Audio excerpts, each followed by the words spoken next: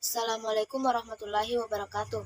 Perkenalkan, nama saya Nur Hasana Manganco, NIM 2120386121111019. Jadi, di sini saya akan menjelaskan mengenai uraian perbedaan perspektif konvensional versus syariah, yang dimana komponennya itu keputusan investasi, yang kedua keputusan pendanaan, yang ketiga keputusan dividen, dan yang keempat keputusan zakat perusahaan. Yang pertama itu keputusan investasi, yang dimana keputusan investasi ini mempunyai 5 pembahasan yang akan menguraikan investasi konvensional dan investasi syariah. Jadi yang pertama itu produk investasi, di mana investasi konvensional memiliki ruang lingkup lebih luas dan berbagai aspek bisnis sangat bisa digunakan menjadi produk investasi konvensional. Kemudian dilihat dari produk investasi syariah, lebih sedikit karena ruang lingkupnya yang terbatas dan bergantung pada syariat Islam. Kemudian yang kedua, tujuan investasi. Dilihat dari investasi konvensionalnya, lebih mementingkan return tinggi, juga mengajukan kepada kebijakan sosial karena pada dasarnya tujuan eksistensi investasi konvensional adalah untuk memajukan ekonomi. Kemudian dilihat dari investasi syariahnya, suatu strategi investasi yang mengalokasikan perolehan keuntungan dan kebijakan sosial. Yang ketiga itu akad pelaksanaan, yang dimana dilihat dari investasi konvensionalnya tidak memiliki varian akad dalam praktik atau pelaksanaannya. Kemudian dilihat dari investasi syariah, memiliki akad khusus dan berbeda untuk masing-masing jenis investasi. Kemudian yang keempat, instrumen yang dijual. Investasi konvensionalnya, instrumen yang digunakan yakni obligasi, saham, opsi, reksadana, ring, dan waran. Kemudian investasi syariahnya, instrumen yang digunakan yakni obligasi, saham, serta reksadana yang sudah mengikuti hukum atau syariat Islam. Kemudian yang kelima, landasan hukum. Investasi konvensionalnya, landasan hukumnya yaitu pada Undang-Undang Nomor 8 Tahun 1995. Kemudian investasi syariahnya memiliki landasan hukum pada Al-Quran dan Hadis, serta fatwa DSN maupun MUI. Selanjutnya keputusan kedua, yaitu keputusan pendanaan, yang dimana ada 4 pembahasan dalam keputusan pendanaan ini yang akan mengetahui perbedaan antara konvensional dan syariah. Yang pertama itu suku bunga. Dalam pinjaman konvensional, kredit yang diberikan kepada konsumen disertai dengan bunga. Kemudian pembiayaan dana syariah, bunga sama sekali tidak diperbolehkan karena dianggap sebagai riba. Pembiayaan syariah tidak mengenal prinsip akad bunga, melainkan menggunakan akad yang berprinsip syariah, seperti akad murahabah dan akad al-bai wa al-istijar. Kemudian yang kedua, jenis resiko. Pembiayaan konvensional, nasabah sepenuhnya menanggung resiko apabila tidak dapat mengembalikan pinjaman.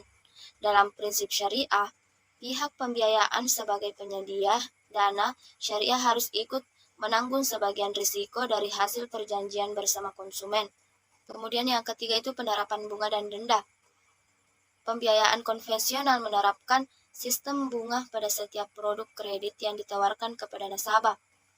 Suku bunga pada pembiayaan konvensional yang dibebankan kepada nasabah menjadi sumber keuntungan bagi bank konvensional.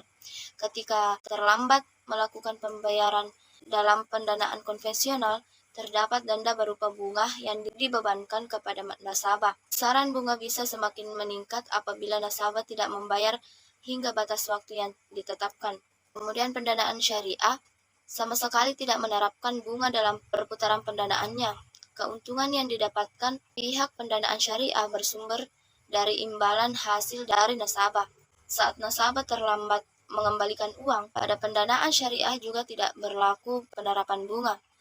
Sebagai gantinya, bank syariah atau penyediaan pendanaan syariah lainnya akan melakukan perundingan hingga mencapai kesepakatan bersama dengan nasabah. Kemudian yang keempat, hubungan antara nasabah dan penyediaan pembiayaan. Dalam pendanaan konvensional, hubungan antara nasabah dan lembaga perbankan disebut sebagai debitur dan kreditur. Nasabah bank konvensional berperan sebagai kreditur, sementara bank konvensional berperan sebagai debitur. Dalam pendanaan syariahnya, terdapat 4 jenis hubungan antara nasabah dan bank, di antaranya meliputi penjualan pembeli, kemitraan, sewa dan menyewa.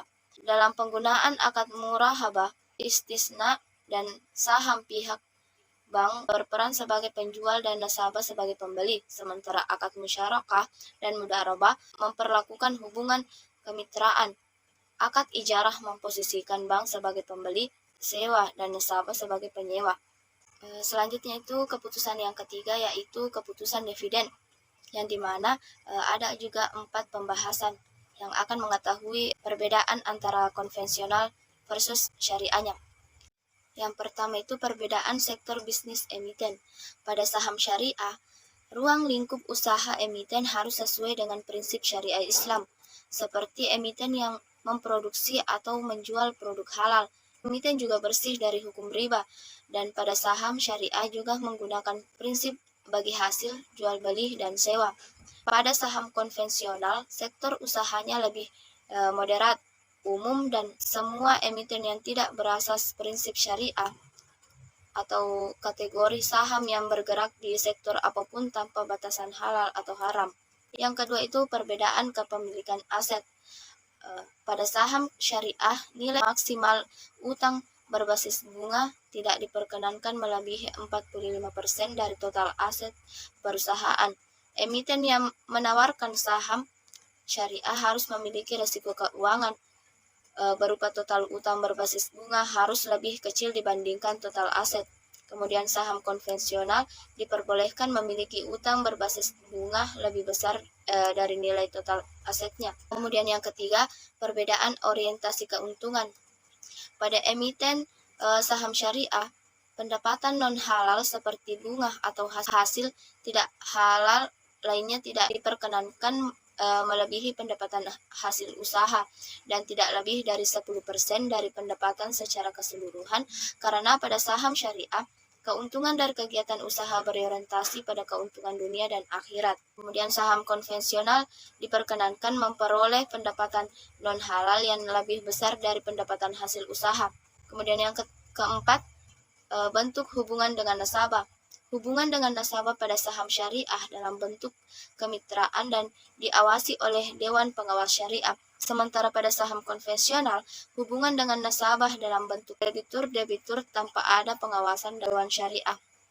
Selanjutnya keputusan yang terakhir, yaitu keputusan zakat perusahaan, yang dimana ada 2 pembahasan.